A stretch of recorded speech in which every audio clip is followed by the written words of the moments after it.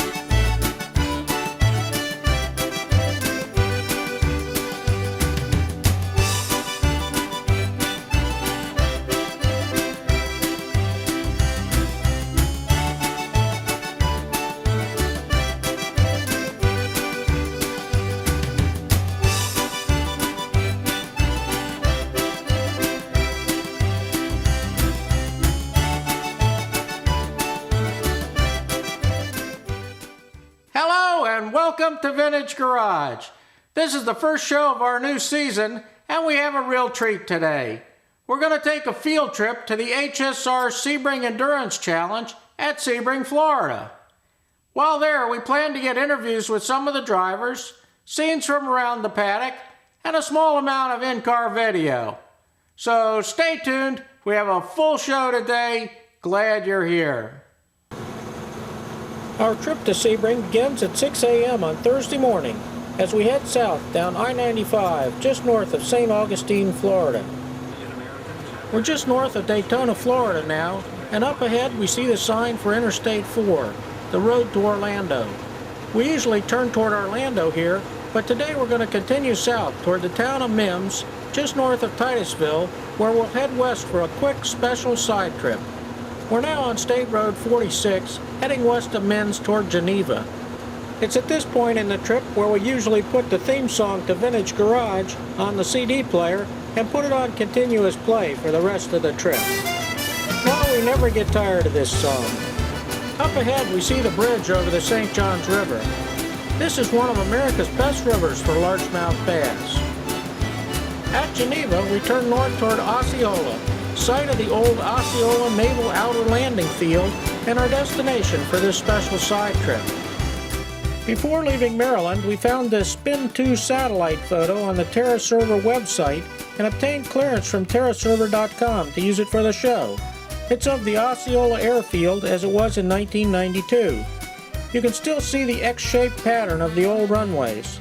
The runways of the airfield formed a butterfly-shaped road circuit that was used in the 1960s by the Sports Car Club of America, and most of the old circuit is visible in the satellite photo.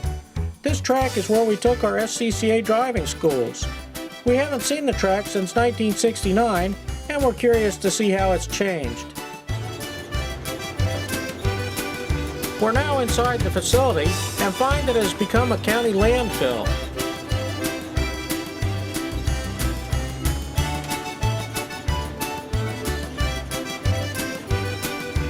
This road is one of the old taxiways that formed one of the main straights of the road circuit.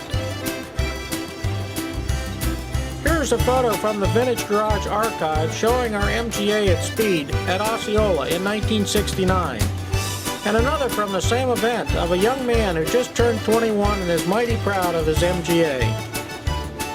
As we leave the track and head toward the exit scales for the landfill, we think back to a wonderful era, but now set our sights on Sebring. We take the bypass around modern Orlando and turn south on US 27 toward Lake Wales.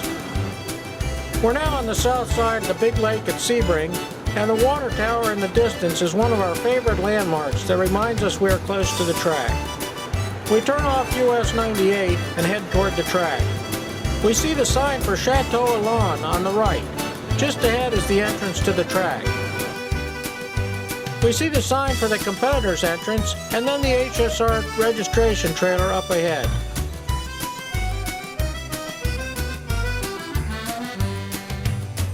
We pull in and park.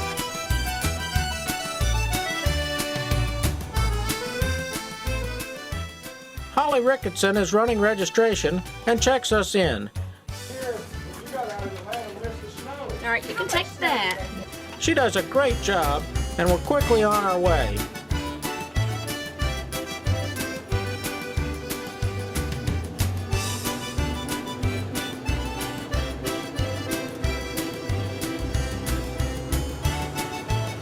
As we cross the bridge over the track on the way to the paddock, we see that there's a large field of cars formed up on the false grid that are participating in the Thursday test day. It should be a great event. Once we find a good spot in the paddock, we unroll the canopy on the A-van and begin to unload the Titan Mark 6. We'll go through tech inspection this afternoon and then get ready for tomorrow. It's Friday morning at Sebring. We had a great trip down, no problems, and we're looking forward to the day. It's a bit overcast, and it was very cold last night, but it's warming up quickly, and we think it's going to be a bright and sunny day. We got a great spot in the paddock. We're parked right next to the Mustang of Craig Ross, and he's planning to run the 3-hour Enduro later in the weekend. That should be a lot of fun to watch. Titan Mark 6 has been through tech inspection and it's running great, and we're ready for the day. We have a driver's meeting in 10 minutes now, so we'll pack up the camera and take it down to the driver's meeting and photograph the action. Joe Pendergast, competition director for HSR, welcomes the drivers and introduces Charlie Earwood, chief steward for the meet. Our Friday morning qualifying session is right after the meeting. Before we go on track for our qualifying session, let's take a look at a track map of Sebring to get our bearings. After that, we'll suit up, get in the car, and head out on the track. The track is mostly old concrete runways and is very rough, so the video quality is poor. Our hot lap begins as we cross the start-finish line and go under the second bridge on the pit straight, headed toward turn 1. Turns 1 and 2 form a left-hand combination turn that can almost be taken flat out. That leads to a short chute down at turn 3, a sharp left-hander. We usually brake for turn 3 and then accelerate through turn 3, 4, and 5. As you exit turn 5, we shift to high gear and take turn 6, a gentle right-hander, flat out. We brake hard for the hairpin right at turn 7, and then accelerate through turns 8, 9, and brake again for the right-hander at turn 10. We then accelerate through the gentle left-hander turn 11, the gentle right-hander turn 12, and brake hard for turn 13, a sharp right-hander. That leads to a long straightaway. Turn 14 is a gentle left-hander that can be taken flat out, and then we brake for turn 15, a fairly sharp right-hander. We accelerate from turn 15 through turn 16, a right-hander. That leads to the longest straight on the track. We accelerate down the entire length of the back straight and into the braking zone for turn 17. Turn 17 is a long right-hander and the most difficult turn on the track. It's solid concrete from wall to wall, and we go under the bridge to the paddock in the middle of the turn. It's very difficult to find a reference point and know the correct line as you're going through turn 17. We cross back under the first pedestrian bridge and back to the start-finish line where our hot lap will end.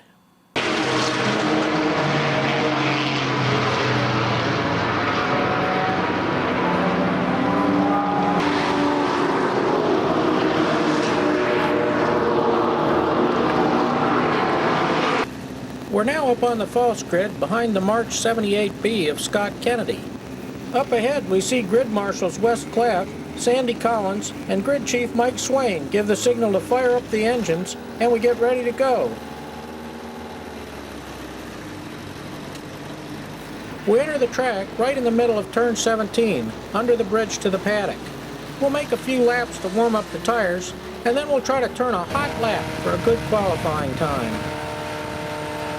Our hot lap begins as we cross the start-finish line and go under the second bridge on the pit straight, headed toward turn 1.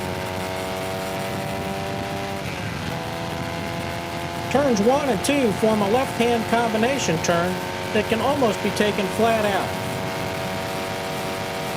That leads to a short chute down at turn 3, a sharp left-hander. We usually brake for turn 3, and then accelerate through turn 3, 4, and 5. As you exit turn 5, we shift to high gear and take turn 6, a gentle right-hander, flat out.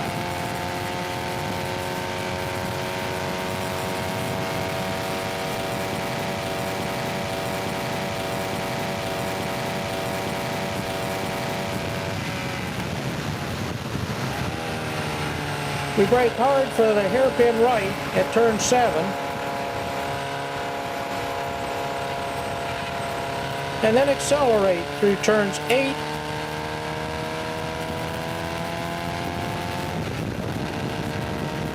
9,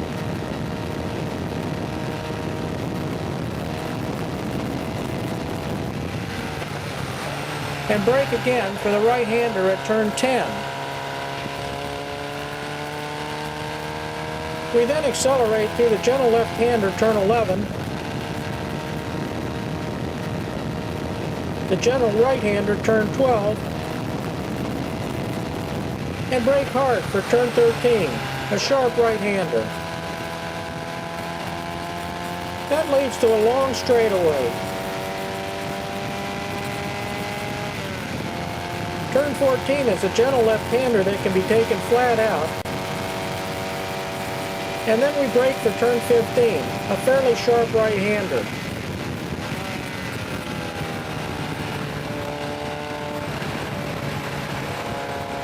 We accelerate from turn 15 through turn 16, a right-hander. That leads to the longest straight on the track. We accelerate down the entire length of the back straight and into the braking zone for turn 17. Turn 17 is a long right-hander and the most difficult turn on the track. It's solid concrete from wall to wall, and we go under the bridge to the paddock in the middle of the turn. It's very difficult to find a reference point and know the correct line as you're going through turn 17. We cross back under the first pedestrian bridge and back to the start-finish line where our hot lap will end.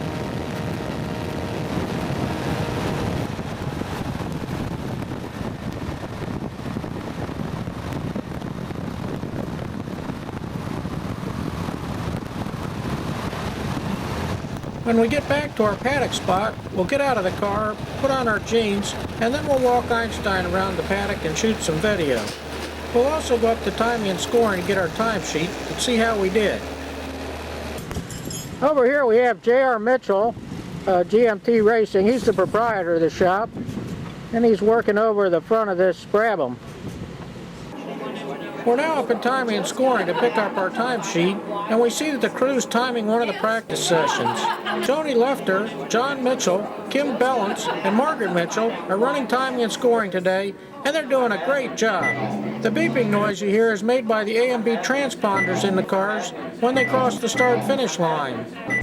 Back in the paddock now, we see Jeff Halen of Lotus Lane with his Lotus 69.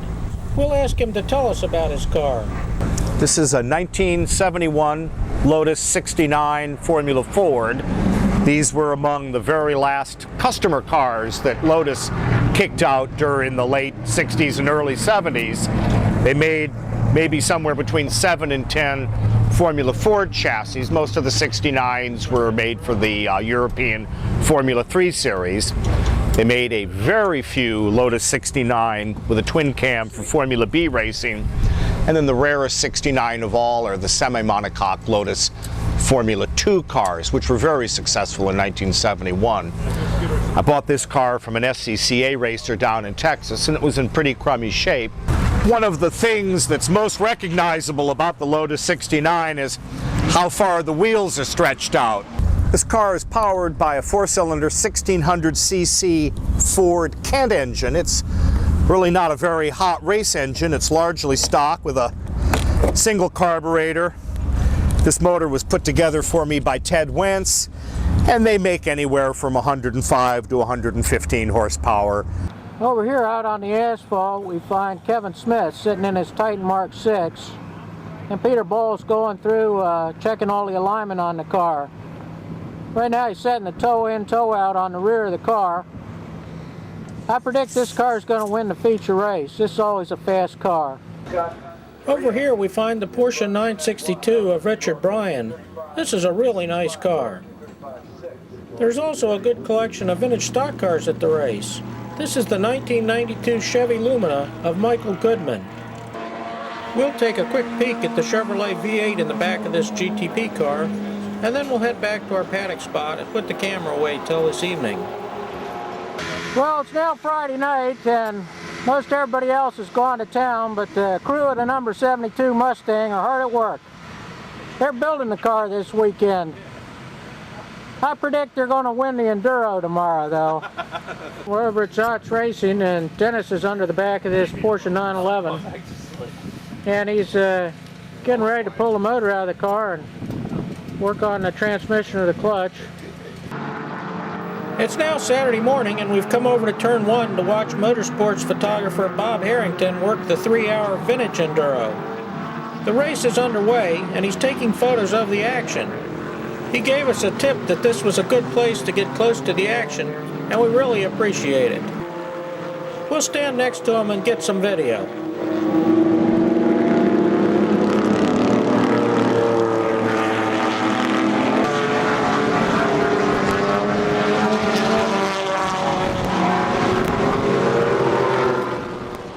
Bob is also shooting digital stills for his online race reports.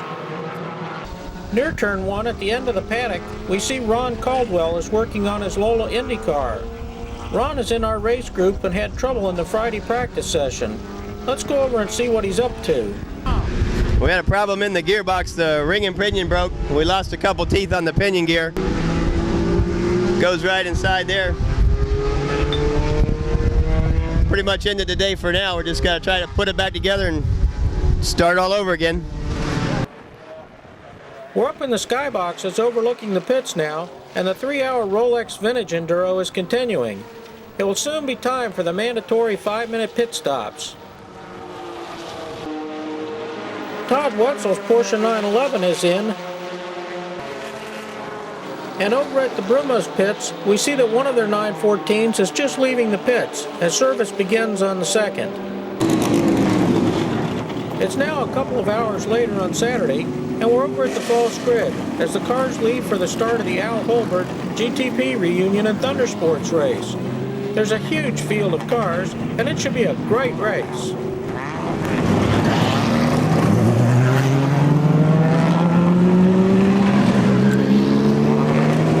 The Chrysler Sebring pace car leads the GTP cars through turn 17, the final turn of the pace lap. The cars look lined up. I think we'll have a start.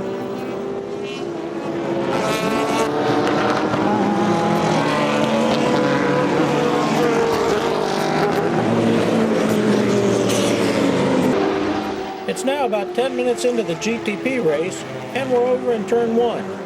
The rough track really tests the suspension of the cars.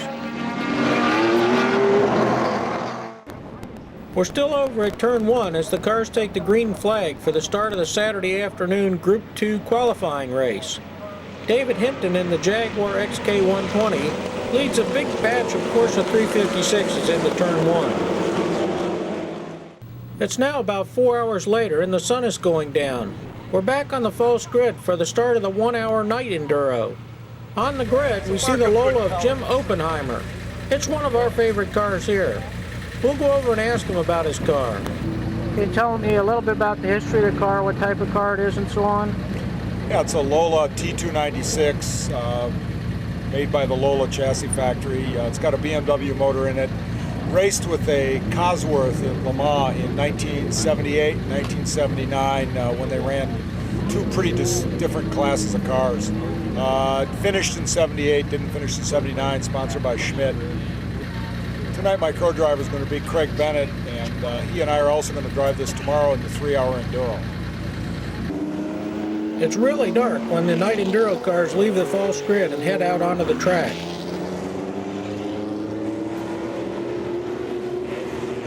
We're up in the skyboxes overlooking the pits now, and it's about 30 minutes into the night enduro. The teams will soon be pitting for their 5-minute mandatory pit stops. Richard Bryan has the yellow number 42 Porsche 962 in for his stop.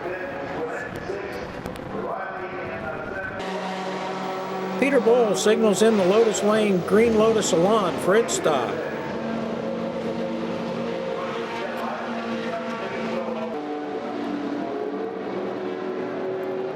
As Peter closes the hood on the car, Jeff Halen, who drove the first leg, passes info on to Kevin Smith, who will drive the second leg.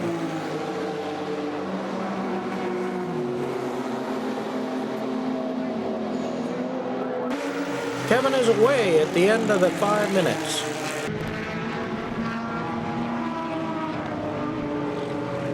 The pit straight is fairly well lit, but the back of the course is pretty dark.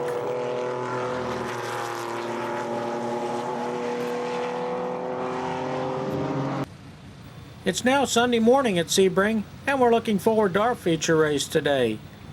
Partneris is the McRae Formula 5000 of Ted Wentz.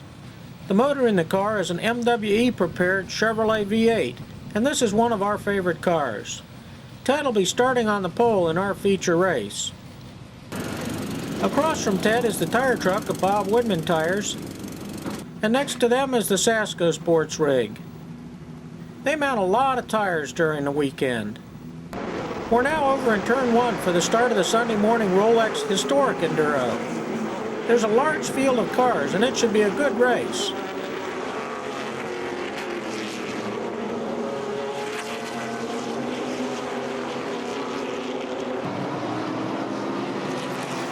As we look toward Turn 2, we get another look at the workout the suspensions of the cars are receiving.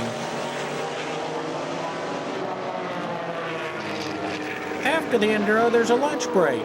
It'll be a good opportunity for us to interview another driver. This is Tom Freilich, and we've asked him to tell us about his car. It's another of our favorites here. This is a 1979 March Super V. Built by March Engineering Limited in England, monocoque chassis built specifically to campaign as a Super V in the Gold Cup Series. The front suspension utilizes chromoly control arms, upper and lower, a Bilstein gas pressurized shock absorber, a cast magnesium hub carrier that's a March part, sort of an off-the-shelf Formula 2 part, and then the Volkswagen components, which are the cast iron rotor and the caliper, which are derived in this case from a Volkswagen Transporter from the '79 era. The motor is a 1.6 liter Volkswagen engine, the same engine that was used in the 70s vintage Rabbits and Jettas. Cast iron block, aluminum cylinder head, modified for race use with a dry sump oiling system and a Lucas mechanical fuel injection system. These particular engines make somewhere in the area of about 185 horsepower in race tune. Uses basically stock Volkswagen components in the lower end and some sophisticated race car sort of stuff on the top end to make the horsepower. In the rear here we have an ignition box. It uses a Bosch transistorized ignition system. Oil lines, of course, back to an oil cooler, and these handsomely made brake cooling ducts that cool the Volkswagen inboard rear discs. It's now after lunch and time for the vintage stock car race. We're up to the false grid to watch the start.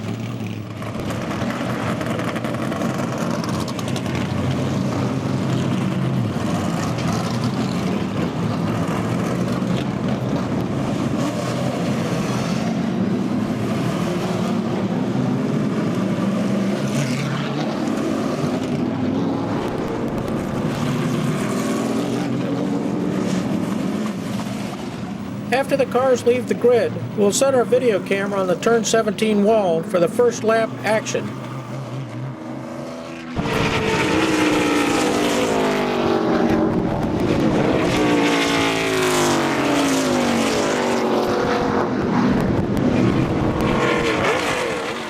Now we'll head up to the pit boxes for the rest of the race. We see Bill Smith in the Goo Goo Clusters car as he blasts up the pit straight.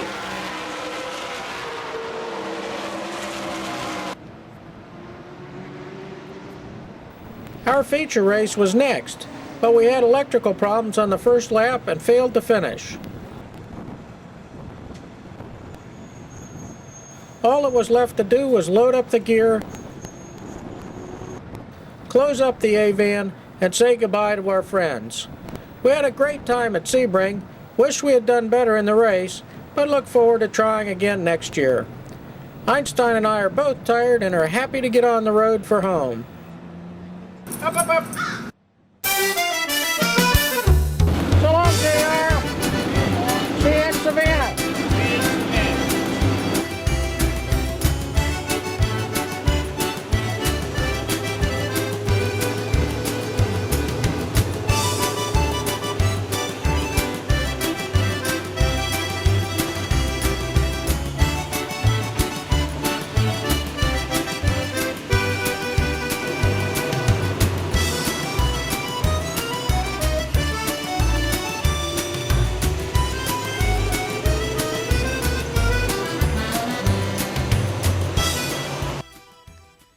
Well, that's it for this week at Vintage Garage.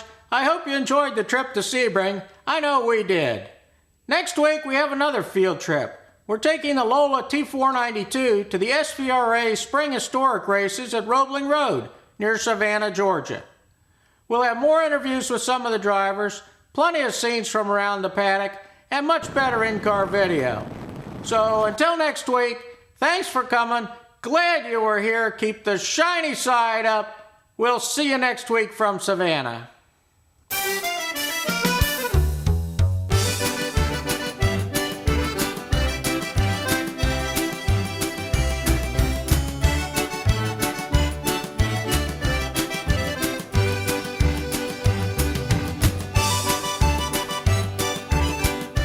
If you'd like more information about any of the projects we've worked on today, please visit our website at www.vintagegarage.com.